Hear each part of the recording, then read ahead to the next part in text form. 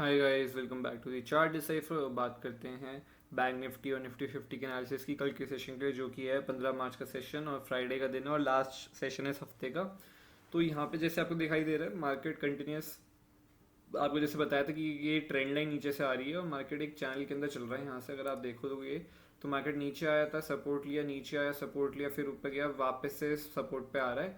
और trend line की अब देखना ये है कि यहाँ से ये वापस ऊपर निकलता है, ये मार्केट यहाँ पे नीचे आता है, इसको ब्रेक करके, वो देखने वाली चीज़ है। क्योंकि ये सपोर्ट मार्केट 3 बार ही टच कर चुका है, आज थर्ड डे और इसके ऊपर ही क्लोजिंग करी है मार्केट में। अगर आप देखो ट्रेंड लाइन आज भी ब्रेक करने की कोशिश कर रहा है, अब क्लोजिंग नहीं कर पा रहा है इसके नीचे। ठीक है, यहाँ पे क्लोजिंग नहीं हुई है, यहाँ से तो शुरू हुई है, तो यहाँ तो क्या बोलेंगे। और आप ये देखोगे इस ट्रेंड लाइन पे, अगर देखोगे तो यहाँ पे मार्केट रुका, रेंज बना के जिस साइड में ब्रेक करता, अगर ये नीचे ब्रेक कर देता तब हमारी ट्रेंड लाइन यहाँ से आ रही थी। अगर ये यहाँ पे रेंज बना के इसको नीचे साइड में ब्रेक करता तो हमें कोई डाउनफॉल देता। इसने यहाँ पे रेंज बना के ऊपर चला गया तो इसने अप साइड का मूव दिया। मार्केट यहाँ पे सपोर्ट लिया, वापस अगले दिन पे आप देख सकते हो इतनी तेज बाइंग आई है।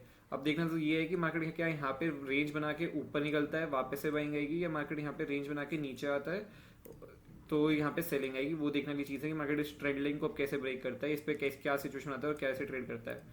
अभी के लिए तो जैसा दिखाई दे रहा है, तो देखो मार्केट अगर कल यहाँ पे गैप अप वगैरह खुल जाता है तो कह सकते हैं मार्केट यहाँ पे रुक रहा है अपने आप को। ठीक है, कुछ यहाँ पे ऐसे टाइप कैंडल बना देता है बहुत बड़ी सी, तो फिर कह नहीं सकते। जैसे यहाँ पे एक कैंडल बन गई थी, मार्केट सपोर्ट लिया, इसके ऊपर एक कैंडल बन गई। क्योंकि अगर आप देखो तो कंटिन्यूस यहाँ पे 1 2 3 4 5 5 कैंडल आ चुकी है ऑलरेडी यहाँ पे इस जगह पे। बैंक निफ्टी के अंदर रेड कैंडल आ चुकी है 5 लगातार। ठीक है, तो 5 सेलिंग की कैंडल आ चुकी है यहाँ पे। तो अभी हो सकता है मार्केट या तो यहाँ पे थोड़ा पॉज ले इस रेंज में और फिर ब्रेक करे इस ट्रेंड लाइन को, या हो सकता है मार्केट में कल के दिन पे कुछ बाइंग जैसा कुछ आ जाए, वापस से सपोर्ट पे यहाँ पे थोड़ी बहुत बाइंग हो जाए। वो देखने के लिए हमारे को इंपॉर्टेंट है। तो नीचे साइड में हमारे लिए ये ट्रेंड लाइन तभी इंपॉर्टेंट है जब ये इसको नीचे क्लोजिंग कर देगा। इस नीचे जब ये मार्केट यहाँ पे क्लोज कर देगा तो हमारे को उम्मीद है कि ये इस स्विंग के लिए और फिर उसके बाद इस स्विंग को यहाँ पे टेस्ट करने के लिए आएगा डाउन साइड में। ठीक है, तब तक तो हम देखेंगे इस ट्रेंड लाइन पे, इसलिए ध्यान बना के रखेंगे। और आज के दिन भी इसने इस पे सपोर्ट लिया है। अब चलते हैं हम लोग सीधा 15 मिनट के टाइम फ्रेम पे बात कर लेते हैं उधर कि बैंक निफ्टी के लिए, इंट्राडे के लिए क्या बेस्ट सेटअप हो सकता है। तो देखो इंट्राडे में आज अगर आप देखो तो मार्केट में वॉलेटिलिटी थी, मतलब कल मार्केट में सेलिंग आई है जैसा आपको दिखाई दे रहा है। मार्केट यहाँ पे ओपन हुआ, कंटिन्यूस यहाँ पे प्राइस एक्शन बनाते हुए नीचे आता रहा। ठीक है, और वो सेलिंग आज कंटिन्यू हुई पहले 5 मिनट के अंदर। उसके बाद मार्केट ने यहाँ पे टाइम बिताया, रेंज बनाई, और ये ट्रेंड लाइन के आसपास ही इसने रेंज बनाई है। ये जो ट्रेंड लाइन थी यहाँ पे रेंज बना के ट्रेंड लाइन के आसपास रेंज बनाई। इसको अगर ये डाउन साइड में ब्रेक करता तो बहुत बड़ा फॉल आता है गेस, वो ट्रेंड लाइन ब्रेक करके नहीं जाता, पर रेंज बना के यहाँ पे ये ऊपर निकल गया। और यहाँ पे इसलिए आप देख सकते हो प्राइस एक्शन बना के ये अच्छी यहाँ से इसने मूव भी दी है। अगर किसी ने इस मूव को पकड़ा होगा, मैंने इस मूव में नहीं पकड़ा क्योंकि मेरा इंटरेस्ट नहीं था कि मार्केट इतना डाउनफॉल देते हुए आ रहा है, तो मेरे को इतना इंटरेस्ट नहीं था ऊपर जाने की साइड में, एटलीस्ट आज के दिन के लिए। ठीक है, क्योंकि मोमेंटम ऊपर की साइड में स्लो ही रहेगा। अगर आप देखोगे तो ऊपर निकला, पुल बैक लिया, फिर ऊपर निकला, फिर पुल बैक लिया, फिर ऊपर निकला। ठीक है, तो मोमेंटम स्लो था, यहाँ पे कैंडल्स बड़ी बड़ी नहीं आ रही थी। ठीक है, मार्केट में मोमेंटम स्लो स्लो होकर ऊपर गया ये। तो फिर ये ऊपर गया, फिर ये कंटिन्यूस प्राइस एक्शन आते हुए नीचे आता रहा है। अगर आप देखोगे तो मतलब मार्केट पूरा जितना ऊपर गया था उतना ही ये वापस नीचे आगे प्राइस एक्शन बनाते हुए ऊपर गया था, यहाँ पे प्राइस एक्शन आते हुए नीचे भी आ गया। ठीक है, तो मार्केट में पूरा वोलेटिलिटी थी। अगर यहाँ से यहाँ तक देखोगे तो ऑलमोस्ट पूरा रिकवर हो गया ये डाउन, मतलब जितना ऊपर रिकवर हुआ तो उतना ही वापस फॉल हो गया। तो हमारे लिए कल के दिन के लिए इंपॉर्टेंट लेवल जो रहेगी वो ये लेवल रहेगी, जो कि हमारी है 46,677 का लेवल। ठीक है, 46,677 का लेवल। मार्केट यहाँ पे आज सुबह इधर ही इसने सपोर्ट लिया है 2 बारी, और यहीं से ऊपर गया था मार्केट ने, फिर यहीं पे सपोर्ट लिया, फिर ऊपर जा रहा है। तो अगर ये कल के दिन पे यहाँ पे फ्लैट खुलता है इसी जोन के अंदर 6,800 के आसपास या 6,700 के बीच में, इसने क्लोजिंग 6,790 के आसपास करी है, तो ये 6,700 के आसपास कहीं पे भी खुलता है, यहाँ पे टाइम बिताता है, टाइम बिता के करीब ब्रेक करता है नीचे इस साइड में 6,677 को, तो हमारे को आता दिखाई देगा सबसे पहले इस टारगेट तक, जो कि हमारा रहेगा 46,575 का, जो कि है 6,575। अगर मार्केट उसको भी निकाल दे तो फिर हमारा टारगेट रहेगा 46,535, और मार्केट अगर 6,535 भी निकाल देगा तो हमारा टारगेट सीधा रहेगा 46,330। ठीक है, ये फाइनल टारगेट रहेगा अगर ये मार्केट कल के दिन पे यहाँ पे फ्लैट खुल के टाइम बिता के ब्रेक करके इसको भी अगर निकाल देता है, इस लो को भी। ठीक है, अगर मार्केट कल गैप डाउन खुल जाता है, समझ लो ये स्लो के आसपास खुल जाता है, यहीं पे सीधा यहाँ पे गैप डाउन हो जाता है, तो यहाँ पे मार्केट टाइम बिताएगा। टाइम मैं वेट करूंगा मार्केट यहाँ पे रेंज बनाए, ठीक है, मैं ये वेट इस चीज़ का वेट करूंगा। ऐसे नहीं मार्केट खुला और ये चलता चला गया, जैसे आज के दिन पे ये सुबह 5 मिनट में निकला था और फिर वापस रिकवर भी कर गया, तो वो चीज़ मैं नहीं करता हूँ। क्योंकि पहले 5 मिनट में जाओ और फिर अगले 5 मिनट में निकल जाओ, तो उसमें वो कोई फायदा नहीं है, क्योंकि हम सुबह की वोलेटिलिटी में पता नहीं लगा सकते। तो मार्केट कल गैप डाउन खुलता है यहाँ पे, मैं वेट करूंगा, टाइम ले, टाइम बिता के अगर ये ब्रेक करते नीचे साइड में, तो मैं वापस से नीचे साइड के लिए देखूंगा। मेरा टारगेट जो रहेगा वो 46,500 के आसपास का पहला टारगेट रहेगा, फिर से 46,330 ही मेरा फाइनली टारगेट रहेगा, ठीक है। पर यहाँ पे वेट करूंगा कि ये मार्केट को रेंज बनानी जरूरी है इस जोन पे, ठीक है। अगर ये गैप डाउन खुलता है या ये रेंज बनाए या ये थोड़ा ऊपर जाके पुल बैक लेके अगर फॉल होता है, तो फिर मैं देखूंगा शॉर्ट करने के लिए, ठीक है। फिर उसके बाद अगर मार्केट कल के दिन पे गैप अप खुल जाता है, तो देखो गैप अप में इस जोन के बीच में मुझे कोई ट्रेड लेने में इंटरेस्ट नहीं है। अगर मेरे को ट्रेड लेना तो अब मैं सीधे इस लेवल के ऊपर लूंगा, जो कि हमारा है 47,200 का लेवल। क्योंकि अब मुझे इतना पता है मार्केट में देखो बायर यहीं पे ही एक्टिव होंगे।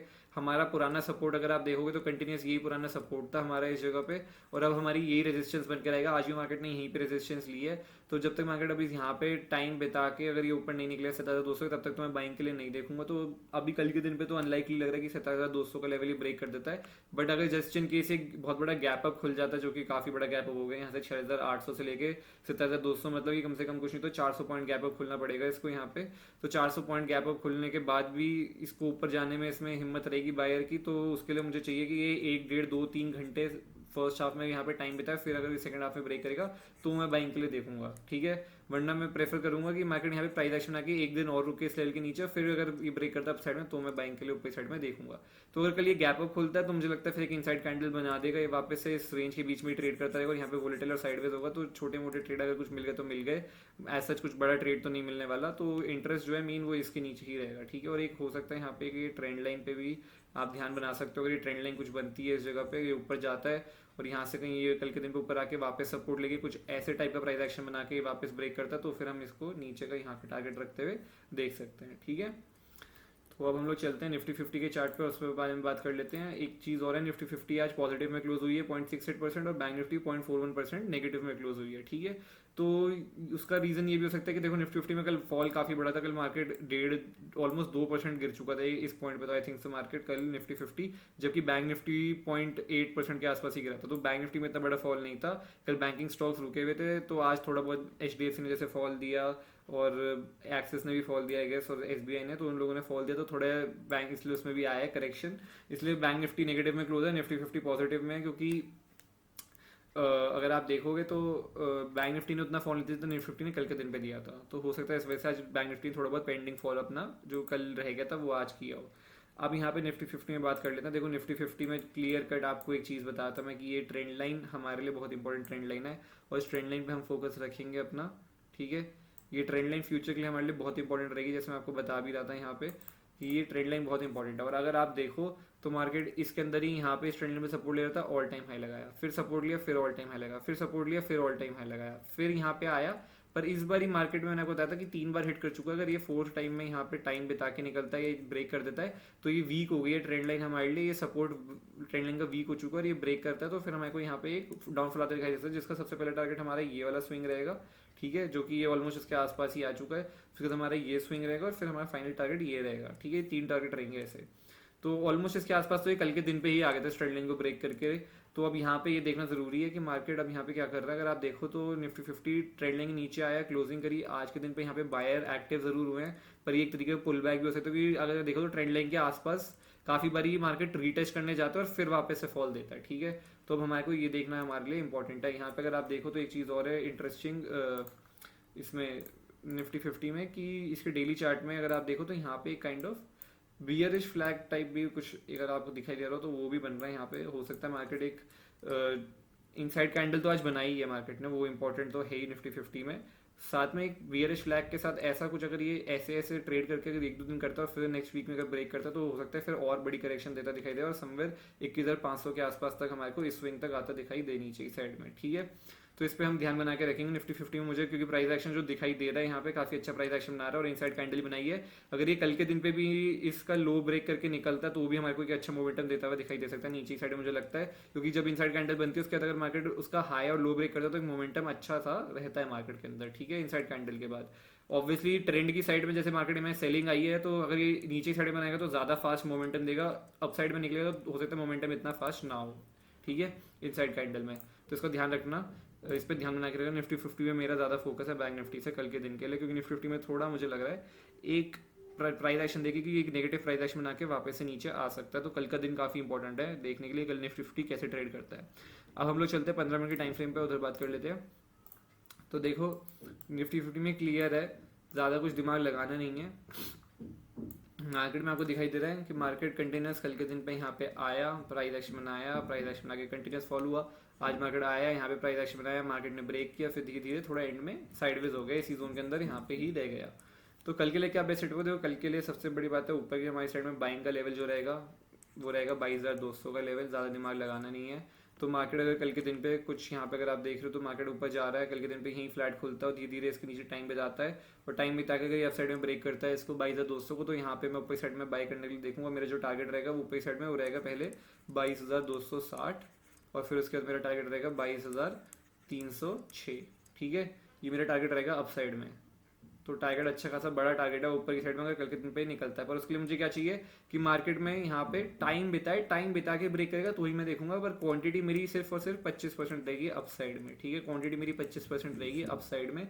उसका रीजन सिर्फ और सिर्फ ये है कि मार्केट के हम ट्रेंड के अगेंस्ट जा रहे हैं। मार्केट इतना बड़ा 2% का फॉल दिया है यहाँ पे इंट्राडे के अंदर कल के दिन पे, और आज मतलब कल परसों आज के दिन पे इसने रिकवर करने की कोशिश करी थोड़ा बहुत यहाँ पे, और कल के दिन पे अगर ये ब्रेक कर रहा है तो हो सकता है ये ऊपर जाए तो सही, पर ये कहीं हमारे को ट्रैप भी कर सकता है इस लेवल के आसपास। तो इसलिए क्वांटिटी यहाँ पे कम रख के चलेंगे, क्योंकि ट्रेंड मार्केट का डाउन ही है, ठीक है, इस जगह पे डाउन ट्रेंड था। और अगर आप देखो तो यहाँ पे एक तरीका बियरिश फ्लैग भी मार्केट हो सकता है बनाए, ये कल के दिन पे है। तो कल के दिन पे अगर ये यहाँ पे आके सपोर्ट लेते हैं ट्रेंड लाइन पर, फिर वापस ब्रेक करते हैं नीचे साइड में, तो हमारे को दिखेगा। तो नीचे साइड के लिए मेरा सेटअप यही रहेगा कि मार्केट अगर इस जगह पे आता है कुछ ऐसे बियरिश फ्लैग पे, यहाँ पे आके कल गैप डाउन, समझ लो गैप डाउन खुल गया मार्केट इस ट्रेंड लाइन के आसपास, तो यहाँ पे रेंज बना के अगर ब्रेक करते हैं नीचे साइड में, तो मैं देखूंगा क्वांटिटी मेरी 50% तो एटलीस्ट रहेगी नीचे की साइड में, ठीक है। और उसका जो टारगेट रहेगा वो 21,900 के आसपास रहेगा। फिर मेरा टारगेट जो रहेगा उसके बाद 21,860 रहेगा, और 21,860 के बाद मुझे बहुत बड़ा फॉल दिखाई देता है 21,860 के लेवल का, सीधे 21,800 दिखाई देता है मेरे को, ठीक है। तो काफ़ी बड़े टारगेट्स हैं, और निफ्टी 50 में एक हो सकता है कि मार्केट थोड़ा बहुत नेगेटिव प्राइस एक्शन अभी बनाता दिखाई दे रहा है, पर वो नेगेटिव प्राइस एक्शन कंफर्म कब होगा हमारे को, जब ये इस ट्रेंड लाइन के आसपास आके रेंज बना के या इस ट्रेंड लाइन को ब्रेक करते हुए हमारे को दिखाई देता है, ठीक है। या कल के दिन पे बहुत बड़ा गैप डाउन खुला, समझ लो 22,000 के आसपास खुल जाता है कहीं, और फिर धीरे धीरे नीचे आते तो फिर हम 21,900 के आसपास शॉर्ट करने के लिए देखेंगे, या यहाँ पे कुछ कंडीशन बनाएगा रेंज बना के ब्रेक करेगा तो फिर देखेंगे नीचे की साइड के लिए, ठीक है। बचा हुआ ये गैप अप खुल जाए 22,200 के ऊपर, तो फिर मैं वेट करूंगा यहाँ पे कि मार्केट रेंज बना रहा है, रेंज बना के अगर ये ऊपर निकल रहा है तो फिर मैं देखूंगा इसको अप साइड के लिए, पर ऑब्वियसली क्वांटिटी छोटी ही रहेगी अप साइड के लिए। तो आई होप आपको वीडियो अच्छी लगी, प्लीज़ लाइक करना, शेयर करना, सब्सक्राइब करना, कमेंट करके बताना आप लोगों को दिन आज मार्केट में कैसा गया। Bye bye, take care, see you.